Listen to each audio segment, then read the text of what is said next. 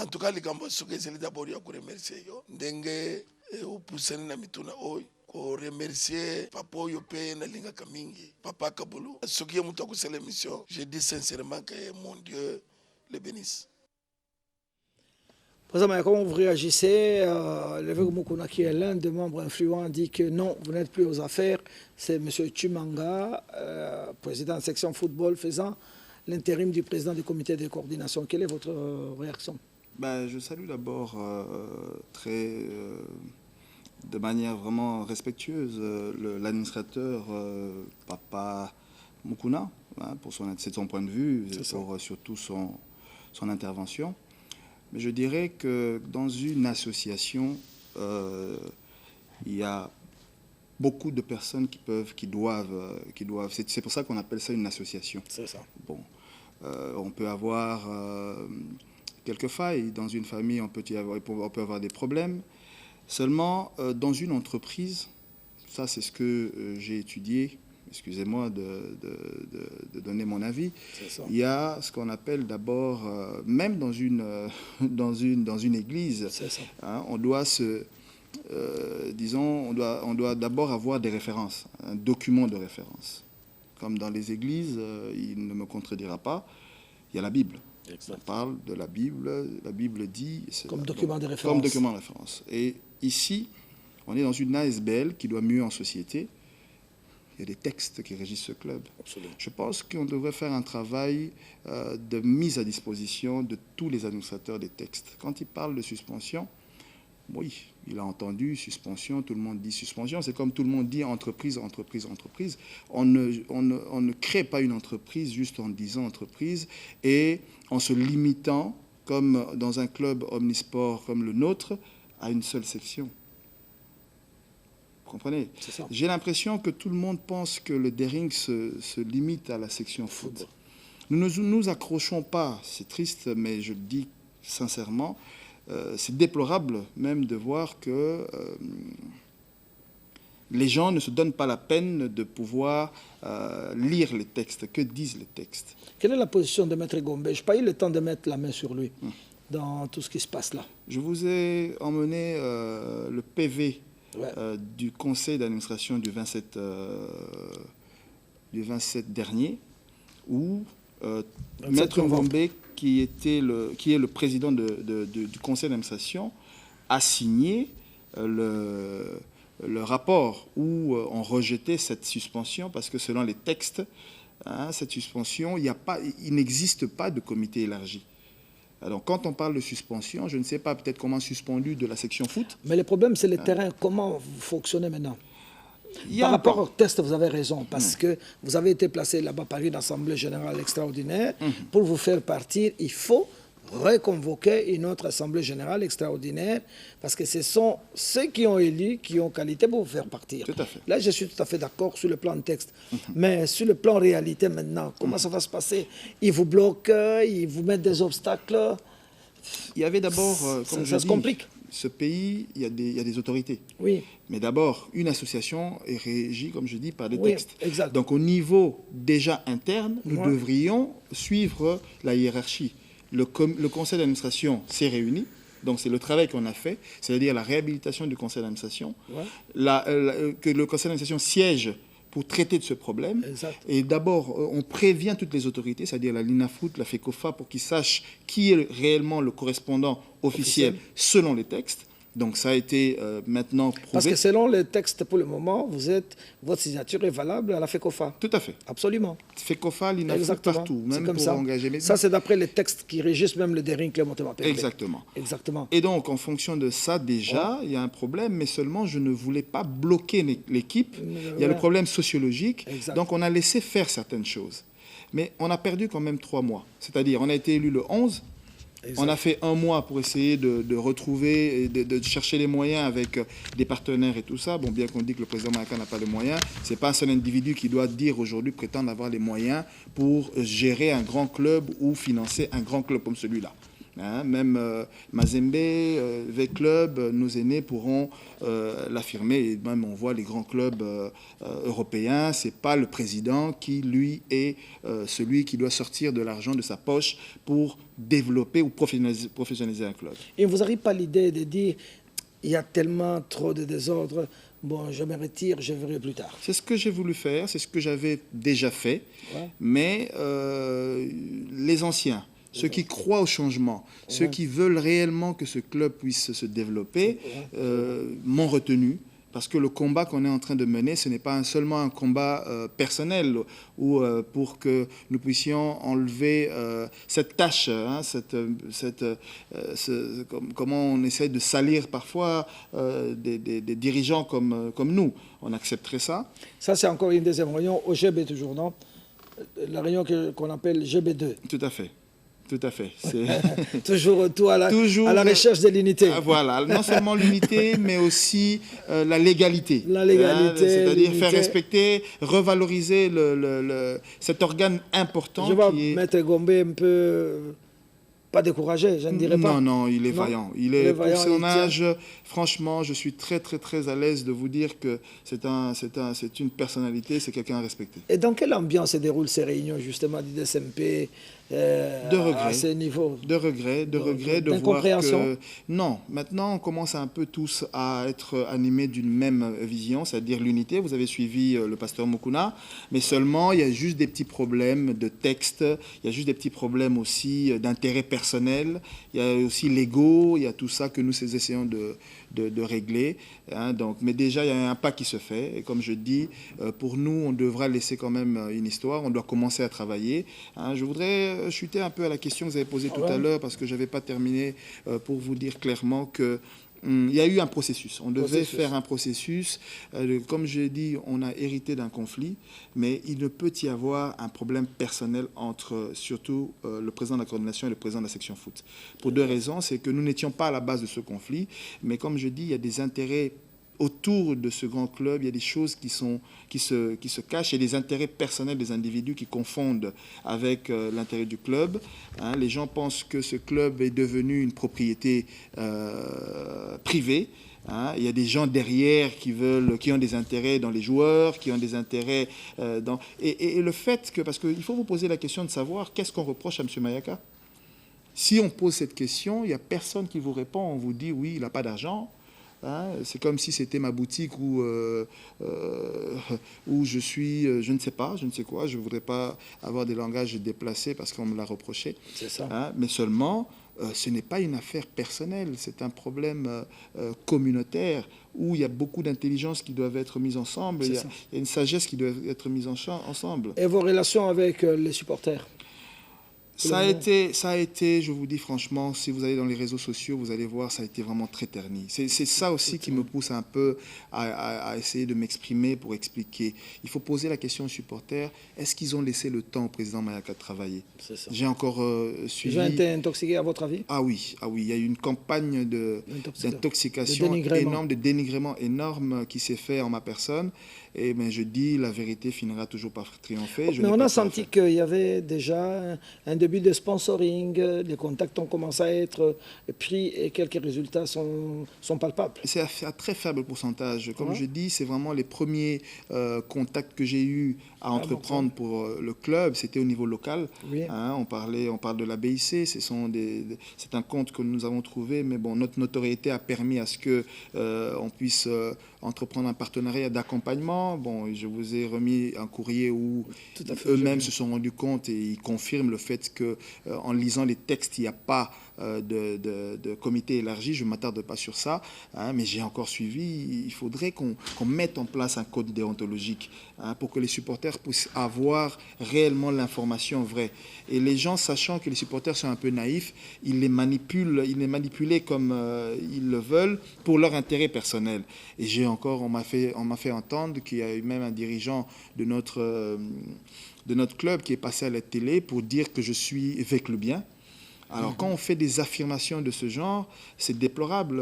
En 2009, nous n'étions même pas ici, hein, nous n'étions pas à Kinshasa. Et comment un dirigeant, ça veut dire il y a une propagation de fausses informations qui circulent. Chaque fois qu'on vous trouve une tâche, ça ne marche pas, on essaye d'en donner une autre en disant que j'ai été dirigeant à l'époque de Ingele Ifoto.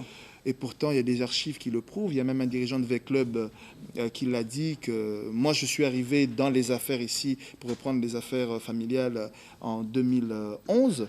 Donc, je n'étais même pas acteur sportif à cette époque-là, mais ça circule dans la bouche des gens que je suis vécu bien. Nous, en tout cas, on vous aurait connu. Voilà, voilà, tout à fait. Donc. Après, vous aviez organisé la fameuse réunion de l'hôtel de Memling. Oui. Ça aussi. Ça aussi, c'était toujours dans le cadre de la recherche de l'unité. De la recherche de l'unité, c'est dans le cadre aussi de remettre en fait toutes les parties et tous les organes en place. C'était toujours présidé par Papa Maître Papa Toro en tant que Il voulait fondateur. Entendre les parties en conflit. Non, c'était vraiment un conseil d'administration. Un conseil d'administration. Il y avait un ordre du jour avec la lecture du PV du 27 où on remettait en place les commissions permanentes. Et chaque commission en fait. Chaque commission est dirigée par un administrateur, un des administrateurs. Là, c'est les supporters qui vont aussi faire un pas à la sortie. Voilà, donc il y a eu un incident qui a été... Cette réunion s'était terminée en queue de poisson. Je dirais pas queue de poisson, mais ça a été bloqué. Ça voulait être bloqué, comment dire, par expressement. Hein, ça ne devait pas aboutir parce que pour la section foot, ils sentaient déjà que les choses prenaient notre tournure, c'est-à-dire la responsabilité de ce conseil d'administration qui a été nargué, excusez-moi le terme, par le fait que le président de la section foot s'est levé pour partir, interrompre la réunion. Ça, je trouve ça vraiment très, très dénigrant. Vous n'êtes pas arrivé à une conclusion ce jour-là ? Si, quand même, parce qu'on a poursuivi la réunion. Ouais. On a poursuivi la réunion. C'est ça qui a découlé. Oui, c'est ça qui est parce qu'il devait voyager. C'est ça qui a découlé en fait à l'invitation au niveau de la commission de discipline pour qu'on puisse nous entendre par rapport à cela, pour que l'unité revienne. Et comme je dis, pour moi, le fait que j'ai un peu vidé ma caisse et que j'ai expliqué les choses avec preuves et tout ça, ça a permis quand même que les choses se remettent en place. Et pour moi, je n'ai aucun problème avec aucun membre du comité de direction du Daring. J'invite même tous ceux qui sont frustrés ou qui ont été un peu choqués par l'une ou l'autre chose que j'aurais dite qui s'explique par rapport à ce que je viens de vous étaler ici. Je présente toutes mes excuses et je demanderai plutôt, comme il y aura réunion des autres sections que je présiderai, à cette occasion, tout celui qui se dit Daringman, qui a besoin d'un certain éclairage ou quoi que ce soit avec le travail et le plan qu'on va mettre en place pour relancer les activités des autres sections, parce que la section foot, nous préférons au niveau du conseil d'administration que ça soit géré par les commissions, parce qu'il y a un rapport d'intérim qui doit être donné.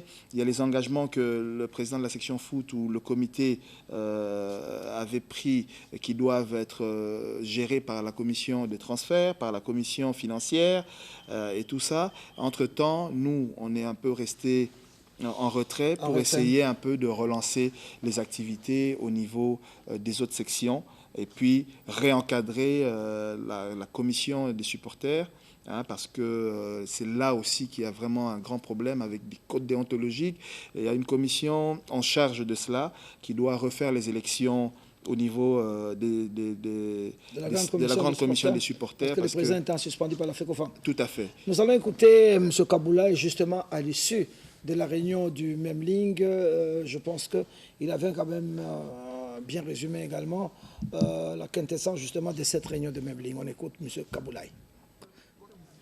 Nous sommes venus pour rechercher l'unité et la cohésion de l'équipe. Là où il y a des hommes, il y a des divergences.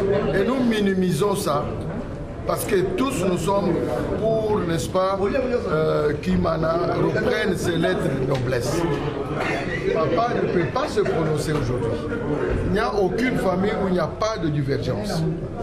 Et ce qui nous désigne est tellement moins important que ce qui nous unit. retenez que Imana uni est imbattable. L'unité fait la force du Daring. C'est tout ce que vous devez retenir aujourd'hui. Que tout le monde autour du fondateur, tout le monde autour du fondateur, cet Imana-là va reprendre ses lettres de noblesse. Imana reste un et indivisible. Ça, c'est sûr. Alors, sur le terrain, il y a encore des difficultés. Président, on dit que bon, il y a eu des problèmes de joueurs camerounais, semble-t-il. Je ne sais pas, vous voulez les vendre à l'AS Éclair, vous voulez les transférer avec club. Il y a un peu de tout cela. On peut avoir des éclaircissements un peu sur ce chapitre-là. Je répète encore une fois de plus que nous n'avons pas eu le temps de travailler. C'est ça. Mais en tant que, étant à la tête de ce club, nous avons quand même initié beaucoup de choses. Hein. Et je pense que c'est ces projets-là qui, en fait, ont tenu, à part la Lina Foot, le lancement de la Lina Foot, où la section foot, en fait, s'est organisée d'elle-même. C'était l'une, en fait, des injonctions ou des recommandations qu'on avait faites, c'est-à-dire l'objectif c'était que la section foot puisse travailler de manière autonome pour ce championnat, bien qu'il y a une commission spéciale qui s'était mise en place au niveau du conseil d'administration pour essayer un peu de suivre, hein, parce qu'on ne peut pas les laisser non plus évoluer tout seuls, suivre un peu comment ça a évolué.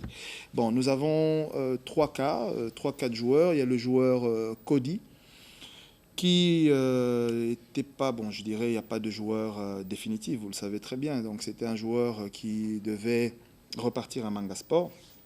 Nous n'avons pas été vraiment, nous n'avons pas eu le temps au niveau du secrétariat général d'avoir les informations détaillées de ce cas. Mais Cody devait repartir pour Manga Sport. Je crois que c'est le président sortant, Moussa Ngania, qui connaissait exactement, c'est lui qui avait traité de ce dossier. Et il y a eu, d'après les informations qu'on a, un certain malentendu avec le président de la section foot, parce que lui pensait que Cody était